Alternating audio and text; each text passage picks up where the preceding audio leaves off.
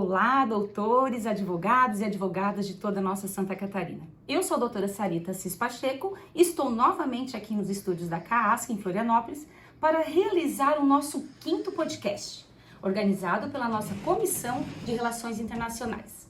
E hoje vamos falar um pouco sobre como funciona o direito migratório, desde suas curiosidades até suas dificuldades e complexidades. Hoje, então, para brilhantar esse nosso encontro, vamos entrevistar a doutora Maria Amélia, que se encontra aqui. Ela é advogada, especialista em direito migratório, bacharel em direito, com pós-graduação em direito internacional e direito previdenciário. Vou respirar um pouquinho, porque vocês viram que, o currículo dela é uma coisa assim muito impactante, né? Então vamos lá. Para quem não sabe, o direito migratório é uma área do direito que cuida das questões legais e ligadas à imigração, como os vistos, as residências e também a naturalização de estrangeiros no Brasil. Hoje vamos focar no processo de naturalização. Aqui no Brasil, uma escolha comum para quem quer se tornar um cidadão brasileiro. Doutora, bem-vinda. Também gostaria de aproveitar e falar que hoje estamos também aqui com a doutora Raiz, a doutora Dinha Clarice, que também vai falar um pouquinho e tem algumas perguntas, para a doutora Maria Amélia. Então vamos lá. Doutoras, bem-vindas. E doutora, vamos começar. O que é o processo de naturalização no Brasil? E o que podemos solicitar? O processo de naturalização no Brasil, ele sempre inicia com a necessidade de uma família estrangeira que decide transferir a sua vida de um local de fora do nosso país, viver aqui legalmente. Então requer-se primeiro o pedido de residência e a partir do pedido de residência que caminhamos para um pedido de naturalização. Então a naturalização, ela vai ser sempre precedida de um pedido de regularização migratória baseado em uma permissão de residência por prazo indeterminado. Com certeza, os requisitos de um pedido de residência são diversos, um pouquinho diferente dos pedidos de naturalização, mas ambos se complementam para o fim de legalização dessa pessoa ou dessa família. Para dar aquela tranquilidade, Porque não é um estilo assim de que a pessoa vai para um país, como eu sempre digo, roda o globo, apertei aqui, vou morar para lá. Não, então sempre é bom ter um caminho a seguir para não levar aquele choque, Porque às vezes até o fato de tu vir para um outro país, tu tens aquele choque com a linguagem, com a cultura, Então tá certo. Exatamente. E acredito também que hoje, na forma globalizada que a gente tem no mundo, uma das coisas que as pessoas mais buscam é a experiência em outros países, com outras culturas, com outras línguas. Então, eu acho que é cada vez mais crescente. O nosso país, ele tem diversos problemas sociais e etc., mas é um dos países que tem mais abertura para receber os estrangeiros.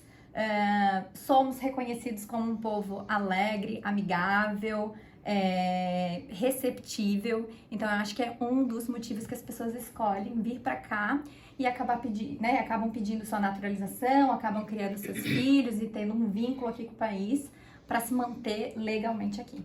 Não, isso eu concordo. Eu acho que até o brasileiro, ele não é alegre só aqui, mas no mundo inteiro, porque eu lembro que alguns momentos em que eu estive fora, doutora, eu vi assim, o pessoal tudo com aquela roupa tranquila, cinza, branquinho, calma. E lá longe eu vi um pingo rosa, um pingo vermelho, só pode ser brasileiro. E não tinha conversa.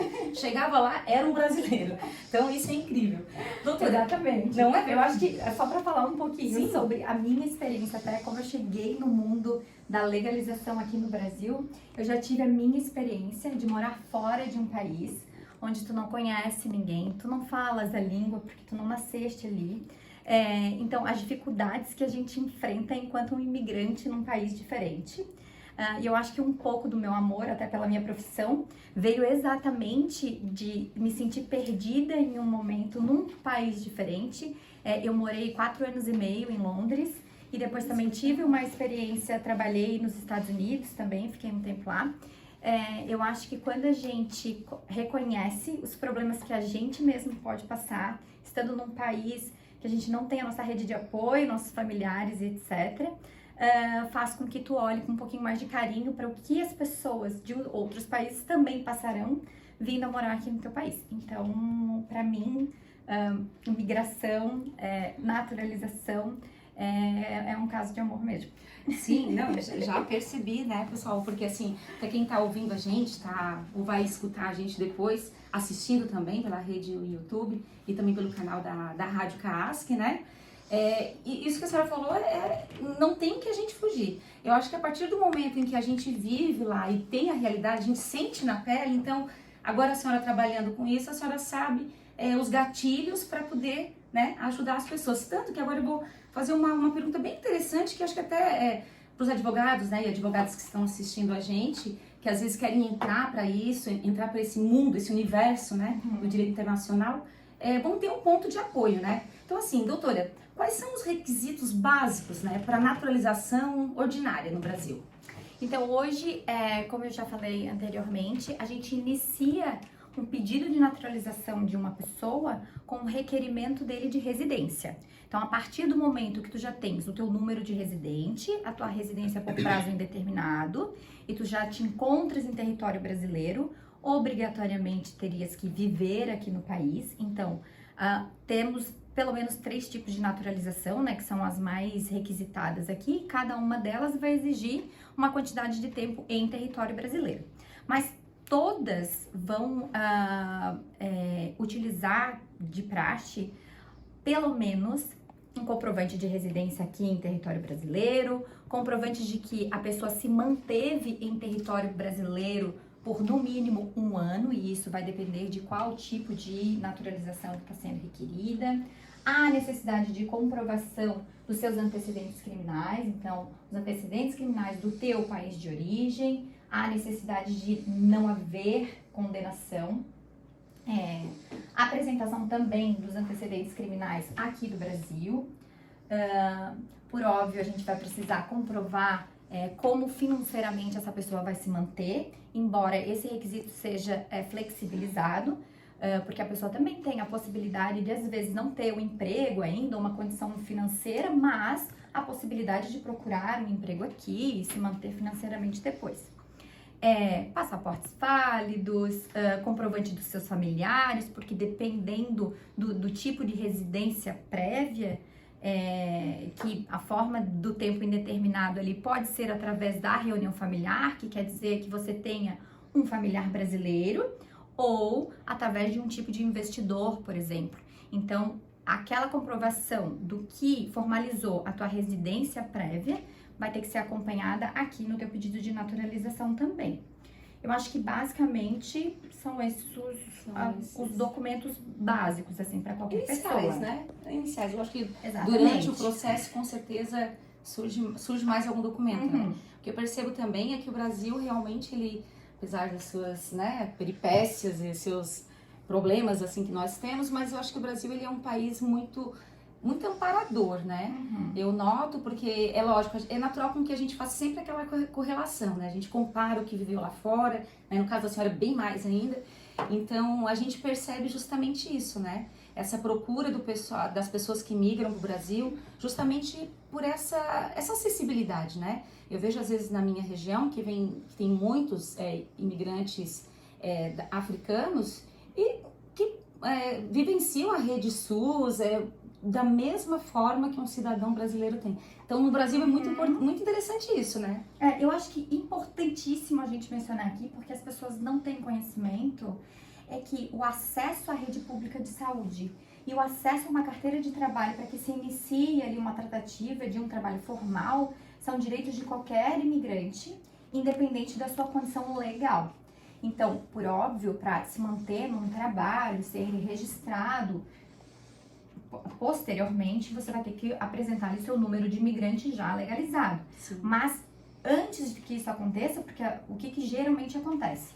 Muitos dos estrangeiros, eles chegam num país com visto de turista, que aí dá uma possibilidade daquela pessoa morar aqui durante 3 meses, podem ser estendidos até 6, dependendo da nacionalidade. E aí, durante esse tempo, é que a pessoa procura se legalizar.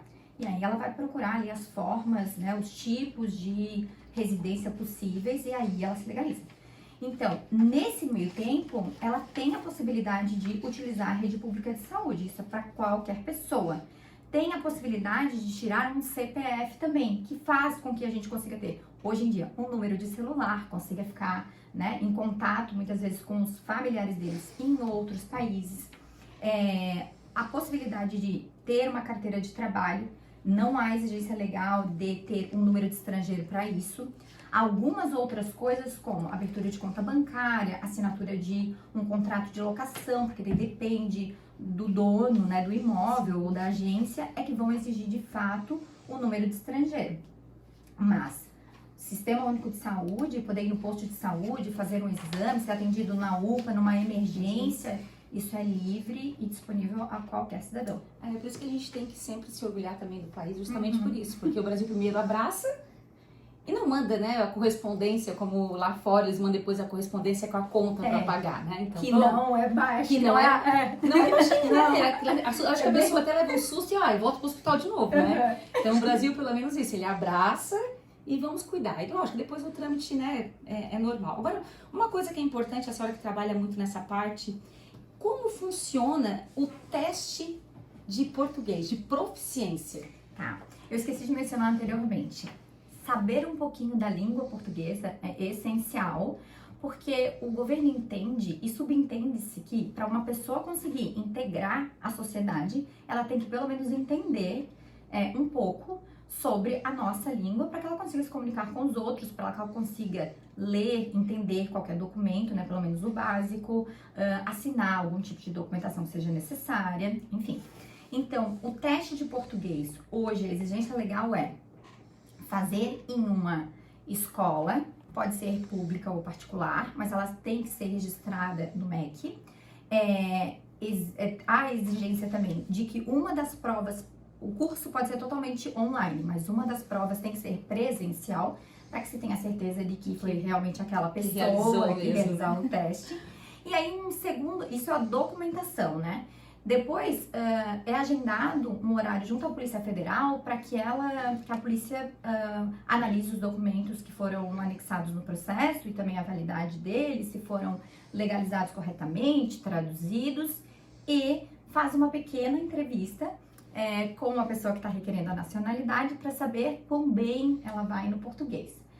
Não há uma exigência de uma proficiência no sentido de um português claro, fluente como o nosso. Porque às vezes tem provas de proficiências que elas trabalham B1, B2, né? Quando a gente vai pra fora. Aqui no Brasil também tem esse B1, B2, C1, C2? A gente não tem um nível, a gente tem a comunicação básica. Então, esse até legalmente... Isso é um chamariz pro pessoal que quer vir pro Brasil, né? Porque o que tu precisas? Entender basicamente, tua fluência não precisa ser maravilhosa, Sim. Tu precisa apenas compreender o contexto daquela conversa, né? E também as perguntas feitas pela polícia e as respostas que são esperadas são num português básico. Então, o que é importante é que o documento saia de uma instituição correta, que tenha sido feito da forma correta, pode ser totalmente presencial, pode ser um pouco online, mas a prova tem que ser pelo menos uma no presencial. Então, depois vai ser analisado ali pelo policial se o nível de português daquela pessoa é suficiente ou não. Então, hoje, documentos assim que são necessários, assim, eu sou estrangeira, resolvi ir morar no Brasil, o que de cara eu teria que levar para o Brasil para apresentar? E outra coisa, vou emendar uma pergunta para ficar mais, né? Tá. Lá fora tem aquele sistema de que você fez um casamento, isso facilita, isso te ajuda. Aqui no Brasil também tem essa modalidade? Temos. Tá. Então, primeiramente, quando a gente decide sair de um país e vir para o Brasil, 2 documentos são essenciais para o pedido de qualquer coisa, basicamente. Sim. A sua certidão de nascimento ou casamento, ou a sua certidão de divórcio ali na averbação, é apostilada ou legalizada dentro de um consulado brasileiro. Isso depende do país, porque uns têm a assinatura ali com a Convenção de Haia e outros não, então a legalização vai depender da nacionalidade daquela pessoa. E a certidão de antecedentes criminais, que também tem que ser corretamente legalizada. Quando se chega no país, é que a gente envia para um tradutor juramentado brasileiro. Aí o documento, a parte legal, ela tá completa. A partir dali, se tu fores fazer aí o teu pedido de naturalização, vais iniciar com a tua certidão de nascimento, casamento, depende se tu foi casado no exterior, depende se tu foi casado com um brasileiro, etc. Teu passaporte válido, teu comprovante de residência, onde é que tu estás aqui. Aí, dependendo dos requisitos que tu precisar para o tipo de naturalização que tu estás querendo, porque a gente tem naturalização que exige 4 anos em território brasileiro, naturalização que exige 15 anos no território brasileiro. Então, dependendo do tempo, é a quantidade de documentação que tu precisa comprovar de que tu estavas em território brasileiro e que tu não saíste, né? Não passasse um tempo fora. Como é que a gente consegue comprovar, doutora? Eu consigo através de contrato de residência, acompanhamento em posto de saúde, cópia de exames médicos feitos mesmo que num consultório particular, acompanhamento da escola, né, da escola das crianças às vezes, ou do trabalho, carteira de trabalho, enfim, todo e qualquer documento que tu consigas comprovar no teu nome ou no nome de um familiar, que, né, faça ali o devido comparação de que durante o tempo que tu estivesse no Brasil, aqueles documentos comprovam que tu estavas aqui durante todo o tempo. É claro que as pessoas têm o direito ali de passar férias em um outro país, então viagens esporádicas de até 90 dias durante um ano não prejudicam essa quebra do tempo ali. Mas muito mais que isso já é um problema perante a Polícia Federal. Então a gente tem que tomar cuidado com as saídas e entradas. Uma coisa que eu vejo bastante os meus clientes perguntarem é: mas doutora, como é que eles sabem que eu entrei e saí? Como é que eles contam? Eletronicamente, a Polícia Federal tem a forma de saber data da entrada, data de saída. A gente tem uma certidão que se chama Certidão de Movimentos Migratórios, que eles conseguem fazer a contagem correta de quanto tempo essa pessoa passou fora, se ela extrapolou ou não o tempo legal. Nossa, e agora, vamos complicar um pouquinho, porque o pessoal, né, sempre gosta de complicação. Sou imigrante, sou de outro país, sou casado oficialmente, na documentação, mas vim para o Brasil e vou fazer uma união estável aqui para ajudar a facilitar. Posso, não posso, tem essa conexão dos documentos, ou eu só apresento a minha certidão de nascimento e não a de casamento? Sem aprovação, né? Então, o que facilita para uma pessoa que quer o pedido de naturalização? Voltando só na tua pergunta anterior, que perguntaste se um casamento brasileiro facilita ou não. Isso. Quando eu falei ali sobre as regras de a naturalização ordinária exige 4 anos em território brasileiro, se essa pessoa for casada com brasileiro, tiver união estável com brasileiro ou possuir um filho brasileiro, ela consegue a redução desse tempo para 1 ano. Então, sim, facilita. Agora, sou estrangeiro, vir pra cá, que gostaria de casar. Depende, se tu for casar com um brasileiro, tu pode fazer e isso ajuda no teu pedido de naturalização por causa da questão temporal ali, né? Agora, se tu for estrangeiro, vir pra cá pra casar com um estrangeiro, tu consegue fazer a legalização da tua documentação, mas isso não vai interferir no teu pedido de naturalização. Então, mas a união estável no Brasil, ilegalmente, ela é comparada a um casamento de fato. Então, para fins legais, a documentação utilizada no pedido de naturalização, eles têm o mesmo peso. Então, ele consegue fazer com que o teu prazo ali seja reduzido para 1 ano, independentemente do tipo, se for casamento ou união estável. E não gera conflito? Eu digo assim, pelo fato, eu sou casada em outro país, né? Eu sou casada e tal, só que vim pra cá pro Brasil, não fiz o divórcio lá, nada, e vou fazer a união estável. Tem essa comunicação entre os países? É solicitado algum documento, né? Essa comunicação entre os países, ela é um pouco complicada, porque nas vias de fato, os países não fazem essa comunicação de quem é casado ou solteiro em um outro país. Mas no Brasil, se tu ainda não regularizou a tua vida civil num outro país e contrair o novo matrimônio aqui, nós temos configuração de bigamia, que é crime. Então, o que a gente aconselha? Sempre organizar a documentação que tem do seu país de origem. Até porque, contraindo um matrimônio aqui, a gente também está falando sobre direito patrimonial. Então, em algum momento, caso haja um divórcio, dependendo ali do tipo de de convenção ali que vocês quiseram assinar para fins de separação e etc. Isso pode interferir mais na frente, porque a qualquer momento uma pessoa também pode vir a elucidar que a pessoa que acabou de contrair um matrimônio já era casada em um outro país. Então, o correto é a gente agir perante a lei, conforme a lei prevê. Se a pessoa já é divorciada e sabe, há a possibilidade de fazer entrar com uma ação judicial no exterior, finaliza esse matrimônio que já existiu um dia, divorcia. Existe o instituto aqui no Brasil de um processo junto ao Supremo, que é a confirmação ali da sentença estrangeira, né? Que aí vai valer para fins de comprovação no Brasil de que essa pessoa está de fato divorciada. Vamos dizer assim, o reconhecimento de que essa pessoa agora está pronta para um novo matrimônio, uma nova união estável. Ah, então tá. Não, isso é importante porque a senhora sabe que quando chega nos nossos escritórios, todo mundo tem aquela auréola aqui em cima, né? Exatamente. Todo mundo é anjo, todo mundo é santo, ninguém fez nada, tá? Vamos começar a minha vida do zero. Então, só para o pessoal ficar sempre ligado. E pelo menos, eu acho que o bom profissional na área da advocacia, ele deve explicar.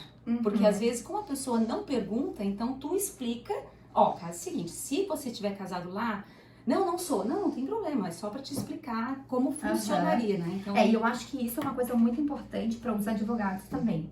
A entrevista que a gente faz com o nosso cliente é a base para qualquer coisa que a gente vai fazer.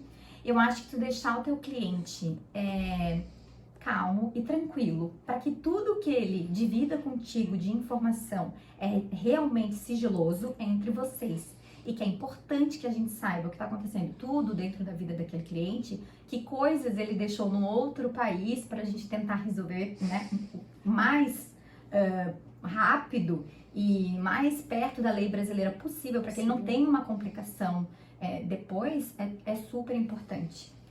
E doutora, vamos lá, como eu falei, pessoal, o tema é incrível, né? O que pode levar à rejeição, à negativa do pedido? Eu acho que basicamente o que a gente geralmente tem aqui é ou a legalização do que vem dos meus clientes geralmente, né? Sim. Legalização de um documento que foi feito errado, a falta de apresentação de um documento, ou ainda o teste de português que às vezes as pessoas fazem online, já acham que estão preparados para participar ali da prova, para fazer uma prova, e não estão, vão para a entrevista e não passam. Porque a gente tem, quando a gente está falando também na prova de português de que a língua portuguesa ela tem que ser só compreendida, ali é uma conversa, de fato tu tens que saber um pouco. Então, dependendo é uma pessoa que tá te entrevistando, né? É um policial, ele tem fé pública para dizer se tu foi bem ou se tu não foi bem. E a decisão dele que vai, na verdade, decidir o teu processo. Exatamente. Então, é importante que se saiba um pouquinho para os advogados conversar um pouco com o seu cliente em português. Auxiliar ali na pré-entrevista, né? E quais perguntas geralmente eles fazem para as pessoas já saberem mais ou menos o que esperar. Então, do contrário, o recurso em cima, porque o que acontece? A gente, nós advogados, podemos acompanhar ali os nossos clientes desde que a gente não participe de nenhuma fase ali do processo, a gente só vai observar. Mas ali naquele momento a gente não pode fazer nada, no sentido de que a gente acompanha e vê que alguma coisa não tá indo muito bem, não dá para ter uma interferência. Então, é muito importante preparar o cliente antes. Sim. Mais importante ainda é preparar toda a documentação na hora da submissão do pedido. Porque é a partir dali que eles já vão analisar se essa pessoa sabe o que foi, sabe o que diz a lei, sabe o que tinha que pedir. Sabe, os documentos que estão na mão, né? Exatamente. Isso é importante, né? Muitos clientes tentam fazer o processo sozinho e acabam vindo pra gente depois pra ver o que ainda dá pra fazer. Então, o que eu vejo muito é documentos mal preparados, traduções, às vezes, não correspondentes àquilo que, de fato, o documento original ali foi enviado, né? E o certificado de língua portuguesa feito numa escola que não estava preparada para fazer. Ou que não está habilitada, Exatamente. né? Não está credenciada, né? Exato. Outros documentos também até escolares que podem ser utilizados são formação em universidade, a escola em si, todos esses servem como prova ali do português. Mas vai mandar a entrevista, a pessoa tem que mandar bem na entrevista. Uma coisa que o pessoal tem que entender é que, assim, tem coisas que tem que ter o profissional, né? Não adianta eu, por exemplo, eu sou advogada, não adianta eu querer fazer culinária, não vou saber. Lógico, posso dar aquele meu jeitinho em casa, né? Aquela restê, de ontem e tal, mas eu não consigo ser apta naquilo, porque não é a minha função. Então o que eu vou fazer? Eu vou pedir alguém que faça, né? Então acho que é isso que é importante. Eu acho que é isso que os advogados e advogadas que estão escutando a gente, que também tem que passar isso para o cliente. Porque às vezes ele pode fazer com isso, não, eu vou tentar, isso acaba atrasando o seu processo, demora um pouco mais. Era isso que eu ia perguntar agora também. O tempo, o que a senhora acha? Quanto tempo mais ou menos, baseado nos processos que a senhora tem, qual o tempo que está levando para eles receberem, né? A gente, nos processos que foram muito, muito rápidos, 1 ano, entre 1 ano e 2 anos, com certeza. E eu venho com clientes, às vezes, que já entraram com pedido há 3 anos atrás e ainda estão ali pendentes de análise. Como a gente teve esse processo de pandemia ali, teve um momento histórico que muita coisa acumulou, não houve uma contratação dentro do Ministério da Justiça, né? Então, o processo de naturalização, ele passa por 2 fases. A primeira fase, que é junto à Polícia Federal, até ter essa entrevista com a Polícia Federal, e depois eles encaminham a documentação toda para o Ministério da Justiça, que, baseada na recomendação da Polícia Federal, vai decidir se concede ou não. Então, por lei, esse processo inteiro deveria durar 180 dias. Sim. Mas eles não estão respeitando 180 dias, não conseguem fazer em tempo hábil. Então, a gente está ali num aguardo de pelo menos entre 1 ano e 2 anos. Aí, o que nós, advogados, estamos tendo que fazer, né? Entrar com um mandado de segurança para tentar agilizar a parte ali processual. Porque às vezes as pessoas estão necessitando ali, né? A gente tem países que as pessoas precisam de um visto para poder entrar, para poder sair do país delas e aí entrar aqui. Então, em alguns países, a gente sabe que a gente tem aí guerras em andamento, dificuldades humanitárias, alguns consulados brasileiros fechados que não estão atendendo fisicamente as pessoas. Elas não têm como, de fato, pedir um visto para poder vir para cá, para acompanhar um familiar, enfim. Então, não tem condição de ficar esperando todo esse tempo, né? Às vezes, até uma exigência de um próprio empregador.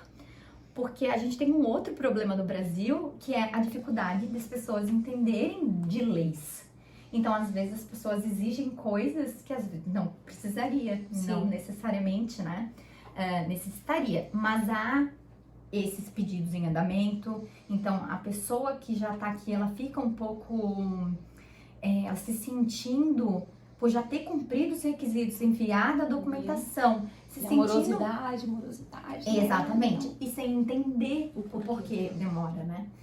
Porque se a lei diz X dias, por que demora mais? Um ano, muito 2 anos, mais. né? E são 4 vezes mais, é muito tempo, pelo menos. Não. Então, sim, eu acho importante que tenha uma análise aí. Gostaria que na vida real as pessoas conseguissem fazer as suas coisas sozinhas, fossem atendidas em tempo, no tempo correto, no tempo legal, mas infelizmente não é o que acontece no dia a dia. Um pouquinho diferente, né? Não, doutora, até para dizer uma coisa importante, dentro desses nossos podcasts que a gente está realizando, um dos nossos convidados também vai ser a Polícia Federal, para eles compartilharem com a gente também a demanda que eles têm, né? E até porque no último podcast, no segundo podcast, na verdade, que a gente teve, que foi com a doutora Elaine, que ela está em Portugal, ela comentou com a gente uma prática que está acontecendo em Portugal, que está agilizando os processos lá em Portugal, que seria o quê? Em parceria com o tribunal, né, de justiça de lá, a Polícia Federal deles fez tipo um convênio, fez alguma coisa para que habilitasse alguns advogados para que ajudassem nesse processo. Então a nossa ideia é chamar eles aqui e dizer assim, vamos fazer isso aqui no Brasil também? Né? Para agilizar. Para nós seria maravilhoso. Nós temos um problema específico aqui com a Polícia Federal de Florianópolis na questão de tempo, de análise de todos os pedidos ou de residência ou os pedidos de naturalização, que acabam passando por eles também, porque a demanda aqui na cidade é muito grande. A gente compreende, mas é uma organização administrativa. Exato. Mas a lei também vai ser cumprida, né? Exatamente. Então, eu até conversando com a doutora, eu disse, doutora, vamos trazer essa ideia aqui, porque justamente lá, esse processo que está acontecendo em Portugal, é justamente esse momento em que eles têm que, porque é burocrático, não é uma coisa que tu pode pular, né? Tu tem que seguir esse estágio, conferir a documentação, verificar a autenticidade, tudo isso. Então, quando tu tem uma equipe grande para fazer isso, a doutora comentou que às vezes eles levam em torno de 200 processos por mês, cada advogado lá, para agilizar. Então, imagina se isso acontece no Brasil, a gente consegue... A gente bastante, tem né? até um projeto que é pioneiro no Tribunal de Justiça do Paraná, que funcionou uma parceria já com a Polícia Federal e o Tribunal de Justiça e OAB, para fins de arrecadarem, terem um fundo, já existe esse fundo no Tribunal de Justiça lá, para disponibilização de um estagiário, para que faça essa pré-análise, para que ajude ele junto à Polícia Federal nesse sentido. E aí, facilita as coisas para os advogados. Imagina. Essa já é uma tecla que a gente está tentando, um passo que a gente está tentando fazer aqui com a Polícia Federal. Vamos trazer para cá, vamos botar eles aqui, tomar um cafezinho com a gente e tentar, né, ver. Vamos trabalhar em conjunto, na verdade, que nós estamos... Justíssimo. Vamos propiciar esse fato de a gente poder trabalhar em conjunto e fazer as coisas andarem, né, fazer a roda girar, né. Doutora, agora sim, uma outra pergunta. Tem algum caso que a senhora... Dois casos, né? Um que a senhora teve muita complexidade, né? Esse não sei, se a senhora quiser citar, lógico, não vai citar nomes, muita complexidade. E um outro, por acaso, teve algum que a senhora, para descontrair, que a senhora estava junto na entrevista, não pode falar, e a senhora vê o seu cliente completamente perdido, engasgado, e a senhora passou já por essas duas situações? Já. Eu acho que a gente acaba passando por um pouquinho de tudo. Eu acho que, primeiro, o cliente que não foi muito bem na entrevista. Eu já tive um cliente que é um senhor ele tem 82 anos. Nossa. E ele não consegue mais aprender a língua de fato. A memória muito curta, assim, mas o sonho dele é ser um cidadão brasileiro. Ele é uma das pessoas mais doces, assim, que eu já conheci. Ele é muito querido, muito. E os filhos já foram naturalizados, enfim. Só ele não consegue. Aí ele ainda não. Aí fomos fazer a entrevista dele, estudamos, ele tirou um tempo, enfim. E aí na verdade eu achei que ele já estava pronto.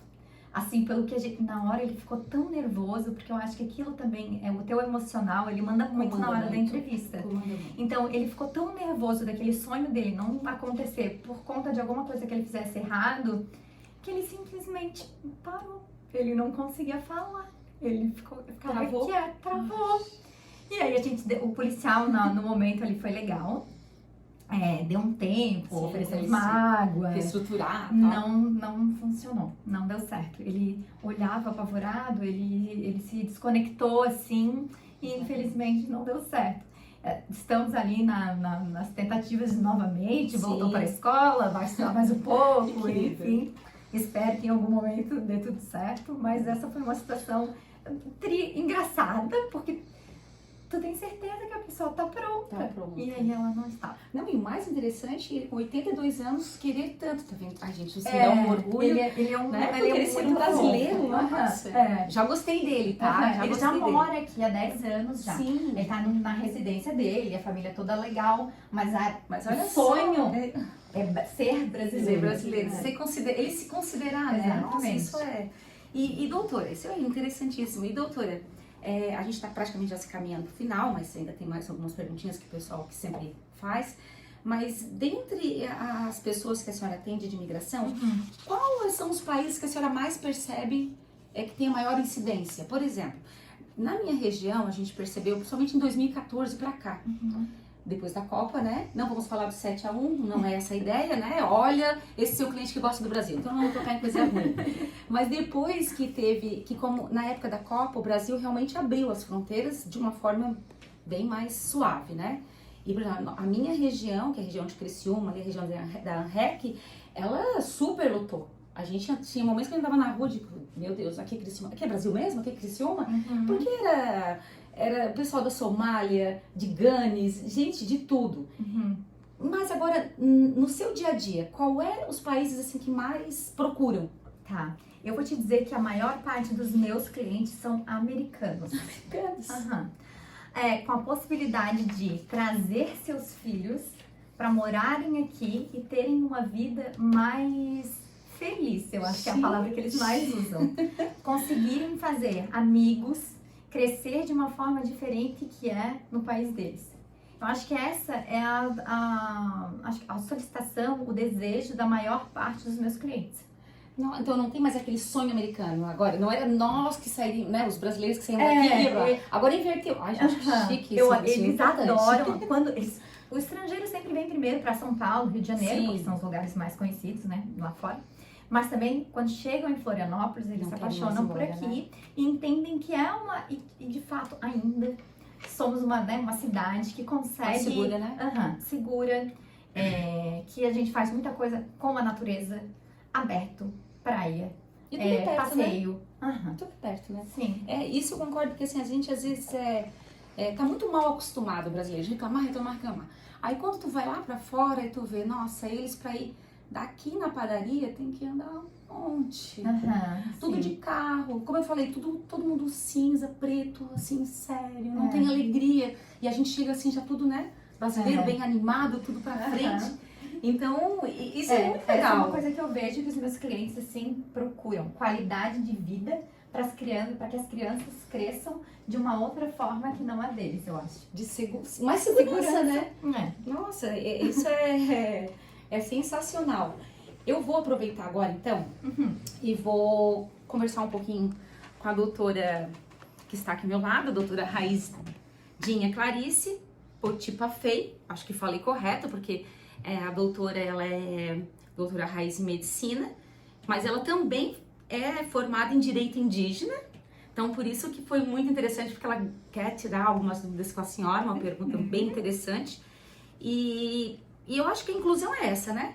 É a gente realmente abrir o espaço e deixar outros brasileiros falar, né? Exatamente. Não só nós, né? Eu acho que isso é uma coisa muito importante que acaba refletindo lá fora, né? Olha só o Brasil hoje, um senhorzinho, né, dos seus clientes é apaixonado, e eu acho que quando pegar a carteirinha de sou brasileiro vai ser a felicidade. Os americanos, né, o país primeiro mundo, tecnologia, melhor salário, querem vir morar pra cá. Então, e nós estamos dando abertura para os nossos irmãos, os nossos brasileiros mesmo, né? Então eu aproveito isso e dou a palavra à doutora Dinha Clarice para ela dar continuidade, fazer qual é a pergunta, né? Porque às vezes a gente esquece e é um erro muito grande, não é? É um erro muito grande. Então, doutora, a palavra está com a senhora. Caro Porã, boa tarde a todos, boa tarde a quem está assistindo esse podcast. Eu gostaria de começar já agradecendo, né, a Comissão de Relações Internacionais da OAB, né, aqui de Santa Catarina, por esse espaço, né, dedicado, né, aos povos originários, principalmente, né, os povos indígenas aqui de Santa Catarina, né. Para mim é uma honra muito grande, né, ter recebido esse convite e hoje poder estar presente. Gostaria de agradecer a doutora Sarita, né, uma advogada que está sempre apoiando, que apoia as causas indígenas, né. E eu sou a doutora Raiz Potipafei, sou de Santa Catarina, nasci lá no meio oeste, em Abelardo Luz, mas eu moro em Florianópolis, na Grande Florianópolis, né, há 30 anos, entre o Morro dos Cavalos, Biguaçu e a Grande Florianópolis, né. Eu tenho orgulho de ter chegado aqui e ter sido acolhida, né, também aqui nesse espaço. E hoje dizer que eu tenho essa formação, porque eu também sou pedagoga, né? E eu senti de fazer essa especialização em direito indígenas voltada para ver por tanta necessidade, por tanto perrengue que o meu povo passa dentro das comunidades, né? Porque na maioria das vezes os povos indígenas, o cidadão indígena, vamos dizer, vamos colocar assim, se sente estrangeiro do seu próprio país, né? Porque a maioria das vezes a gente fica mais, né, dentro das aldeias, não são todas o cidadão que consegue conviver dentro das cidades, vamos dizer assim, e sobreviver, principalmente na língua, né? Porque nós falamos a língua materna, que é o Guarani. Eu sou guaigangue. Eu já explico um pouquinho o que é por que eu me defino guaigangue, né? Eu sempre falo, trazendo assim como uma brincadeira, mas é a minha identidade. Eu sou filho de mãe caigangue com pai guarani. Então eu pertenço às duas etnias, né? Eu sou de origem do Imbu, de Abelardo Luz, né? E aqui o meu pai é guarani, né? Com a família no Morro dos Cavalos. Então, assim, muitas vezes quando eu coloco assim que a gente é considerado estrangeiro pela língua mesmo, né? Porque dentro da comunidade já começa através da educação que as crianças até os 6 anos alfabetizado na língua, né? Então, doutora, gostaria de fazer a seguinte pergunta. Doutora Maria Amélia, esses direitos e garantias que a senhora apresentou nesse podcast de hoje, ele também ampara os povos originários que migram, né, para as aldeias catarinenses, né, e de outras, né, no Brasil, no geral. Porque se o nosso povo interno já tem problemas, né, porque não só com a língua, mas, né, com os direitos que a gente, para conseguir uma garrafa de água, nós temos que brigar, nós temos que lutar. Né? Tu imagina, então, quando a gente vai em busca, né, de um direito maior, né, que a gente sabe que ele tem, que ele existe, né?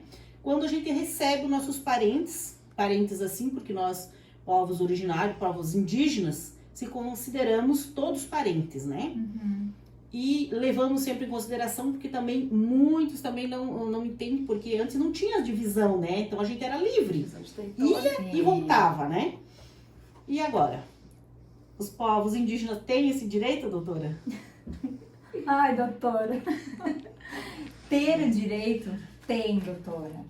A gente tem que fazer saber, expandir conhecimento apenas.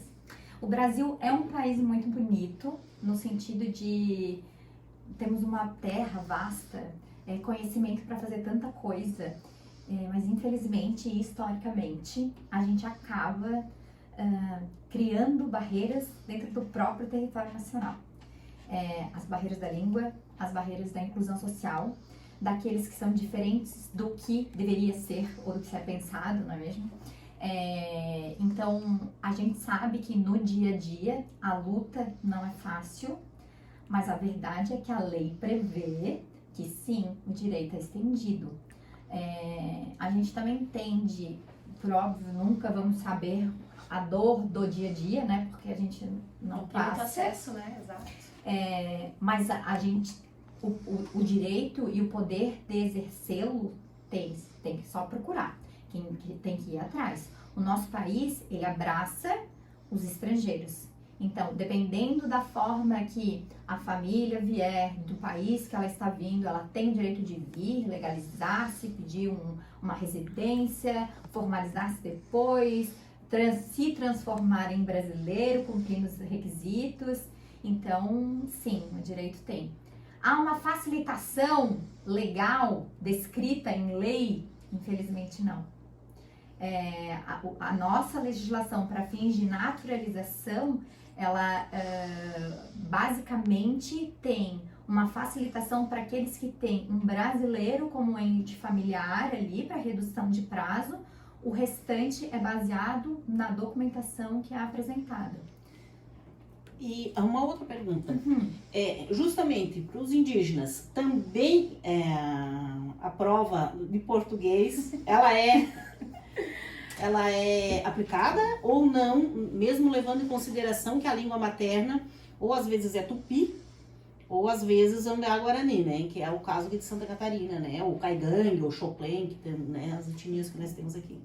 Português, língua Português. portuguesa. Não tem como A fugir agora. portaria, Não tem como fugir. a portaria não deixou abertura para qualquer língua que não seja de um país oriundo de língua portuguesa. Tem que ser feita o teste numa instituição reconhecida, como a gente já comentou, e etc., na língua portuguesa. Então, nesse sentido, eu vejo até assim, ó, de colocar, porque eu tenho visto dentro de alguns tribunais, de ter audiência sendo transferida, parada, porque é isso dentro aqui de Santa Catarina. Porque as pessoas que estão lá, que são réus, que são testemunhas, né, que são envolvidas no processo, não entendem o português, morando isso em Santa Catarina. Justamente por pouco sair de dentro das suas comunidades, né? Sim. E não se sentir muita vontade para buscar, para estudar. Estuda, mas estuda na língua. Né? Entendo. Porque não... A prática não acompanha a lei, né? O que eu vejo, assim, o que eu vejo de concessão de direito.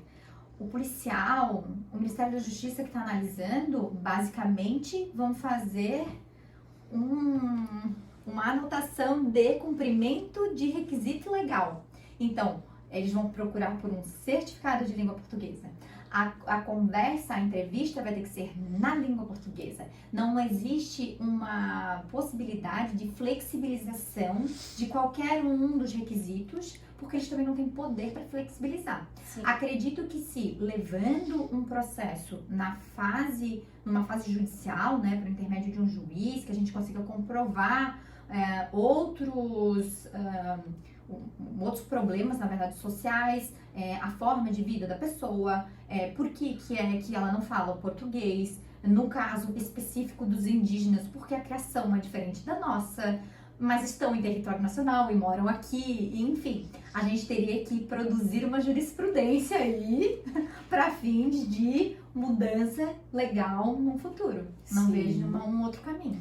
E olha, isso foi, a sua resposta foi tão esclarecedora que muitas vezes foi o que me motivou eu fazer essa especialização em direito indígena para orientar, né, os parentes. E muitas vezes eu malhava a FUNAI, porque tudo quem faz essa questão é a FUNAI, que acompanha os parentes, né? Então, se não tem brecha, na verdade, né, não tem, eles também não podem fazer milagre, né? Tem que seguir, né? Tem que seguir. Eu acho Mas, que... E especialmente ter alguém que se sensibilize. Sim. Eu acho que o papel nosso na sociedade, enquanto pessoas Motivar. sem nada, ver um problema e tentar ajudar o outro. Isso. Então, se isso é através de um conhecimento, se é através de uma especialização, se é através... A gente também tem que se sensibilizar e tentar ajudar o social, né? Muitas pessoas não vão ter como dar o primeiro passo. Alguém tem que dar, doutora. E olha só que maravilha, né? Isso, quem sabe, né? Claro. Já tem uma ideia aqui, né? Trazendo assim, vamos colocando assim, né? São mentes, né? Reflorestando as mentes e brilhando por aí, né? Plantando sementinhas. Vou contar uma coisinha pra vocês e pros ouvintes aqui, mas pelo amor de Deus, não podemos espalhe. espalhar. Droga. Não podemos espalhar. Vamos precisar usar da inteligência, porque se hoje nós temos indígenas, né, formados no Iapoque Chuí, né, doutores em todas as áreas, né, participei agora, semana passada, né, da formação da defesa do TCC, da primeira antropóloga indígena de Santa Catarina, que é a Jenis, né, Legal. lindamente, né, agora lembrei dela, mas não era isso que eu queria contar para vocês. O que eu queria contar para vocês, só conseguimos estudar porque e sair dessa lado da marginalização, do escondido, de ficar lá no mato, de precisar subir em cima de uma árvore, né, para se comunicar, né, porque descobrimos a falha na Constituição que sim, podemos usar a nossa língua materna como língua estrangeira para fazer a prova para entrar nas faculdades. Exatamente, nos vestibular. Então, por que não pegar essa ideia, né? Vamos chamar os parentes que estão formados, que têm formação, e vamos trabalhar para mudar, né? Vamos pensar para o futuro, né? Claro, bom, é o que eu sempre digo, né? A gente não trabalha sozinho, e quando a gente une forças é muito mal, o resultado a gente sabe, né? Que vai chegar, vai ser positivo. Então, assim, eu primeiro, né, como eu falei no começo, a gente está encaminhando para o final. Eu vou quebrar o protocolo aqui, porque eu vou deixar vocês falar um pouquinho aberto só com o pessoal que está nos ouvindo, nos assistindo, para as considerações finais de vocês. Mas eu já falo um pouco, né, finalizo aqui a participação de vocês agradecendo muito e dizendo assim que hoje eu entendo porque, por exemplo, a doutora acabou buscando o direito indígena, né, para se aperfeiçoar, para poder ajudar os demais parentes, né? Então, eu penso assim, o que hoje a gente fala? Eu acredito que a FUNAI seja no mesmo estilo da Polícia Federal que nós temos aqui. Então, se a FUNAI também está sobrecarregada, vamos então aplicar esse mesmo procedimento que tem lá no Paraná, que tem em Portugal. Vamos trabalhar em conjunto, né? E quem sabe a gente... Aí eu acho que é num futuro tão distante, mas vamos pensar que vai ser logo ali, a gente conseguir fazer, como tem alguns países já da América Latina, em que foi compreendido e está na Constituição que tem a língua espanhola e a língua indígena.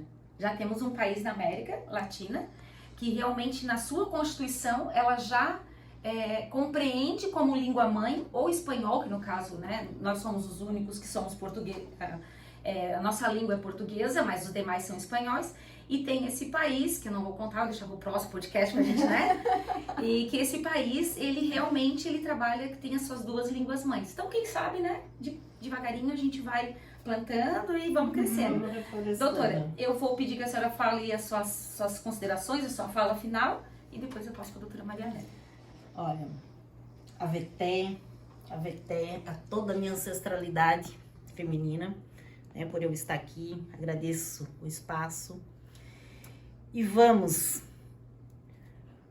no Nhanderecó, na Tecoá, que é o coletivo, que essa é a tradução do coletivo, né, para deixarmos uma pegada ecológica para o nosso futuro, para nossas crianças, quem sabe mudando, né, essa parte da Constituição, né, ou esse artigo dentro da Constituição, e deixar uma pegada aí para o nosso futuro, para nossas crianças, como em Nhanderecó e as Tecoá, na tradução é o coletivo, né, vamos trabalhar no coletivo para fazer essa mudança. A Veté. A Veté Catu. Obrigada, doutora, muito obrigada. A gente vai aprendendo um pouquinho, né, a Veté, obrigada. É só o que eu sei, não, tô brincando. Assim, mais umas coisinhas, mas muito obrigada mesmo. Quem sabe no próximo podcast posso contar com a senhora aqui de novo. E doutora Maria Amélia, é um prazer, né? Foi um prazer imensurável ter a senhora aqui, compartilhado com a gente, assim, um rico conhecimento que eu tô aqui pensando em todas as possibilidades que tem e que eu acredito que a gente conseguiu motivar os nossos colegas, né, que estão escutando, vamos assistir. E para, quem sabe, né, amarrar um segundo podcast com a senhora, que com certeza tema a gente tem. Vou deixar a palavra com a senhora dar as suas considerações finais. Eu que agradeço o espaço, vem sendo um prazer enorme participar da comissão. Trocas de experiências sempre, eu acredito muito na coletividade, na diversificação dos pensamentos, no expandir aquilo que a gente sabe, trocando experiências, trocando conhecimento com o outro. Eu acho que é assim que a gente caminha enquanto sociedade, é assim que a gente evolui. Então eu que agradeço o espaço, agradeço o tempo de vocês. Foi um prazer estar aqui. É ótimo sempre falar da minha profissão, porque eu realmente amo o que eu faço. É muito legal, muito gostoso. Já fico disponível para um próximo podcast. Oba. E espero que para vocês também tenha sido super proveitoso, para quem está ouvindo daí. Também para os advogados que às vezes se sentem um pouco perdidos no mundo migratório. Acompanhem a gente por aqui. temos profissionais incríveis na comissão. Esse nosso novo quadro aqui de podcast só começou. São muitas ideias, muitas experiências e muitos países. Então, agradeço a todos. Boa tarde, foi ótimo estar com vocês. Gente, eu acho que é nós, né? Não digo, eu falo por todos que estão nos ouvindo, nos assistindo, mas é nós que agradecemos, né, as duas presenças aqui, porque foi muito enriquecedora, muito importante. Eu gostaria também de aproveitar, agradecer a nossa presidente da comissão, né? A doutora Maria Amélia, a dona Maria Ivonete, porque ela confiou nisso, né? Nesse nosso projeto, levou isso à direção da OAB Santa Catarina e o doutor Juliano Mandelli também no momento apoiou, mas hoje também faço o meu agradecimento especial para a doutora Herta Souza, que ela está em exercício, né, como presidente da CAASC. Só tenho que agradecer, eu acho que o projeto é isso, levar um pouquinho de conhecimento. Convido aos advogados e advogadas que estão aqui vendo a gente, entrem para a nossa comissão, porque ela não é uma simples comissão, a gente tem os colegas pelo Brasil e pelo mundo inteiro. A gente já teve entrevistas com pessoas de Portugal, Espanha e Estados Unidos, e vamos ter com todos, porque a gente é uma comissão muito rica nisso. E a gente sempre troca um network ali. Gente, preciso de tal coisa, como é que eu vou fazer? A gente está ali se ajudando. Então eu convido a todos que participem, né, dessa nossa comissão, porque é isso aí, ó, a gente vai ter sempre pessoas ilustres, com conhecimento sensacional, né? E fiquem ligados no nosso próximo podcast. Não vou dizer para vocês qual é o tema e não vou dizer também, porque disseram assim, não, vamos fazer um suspense e o pessoal ver. Mas com certeza vocês vão ter noção que será como eu fiz, né? Porque antes de anunciar a senhora, eu disse, não, vai ser um podcast sensacional. E tá aí, então pode confiar. Muito obrigada, gente, e até o próximo.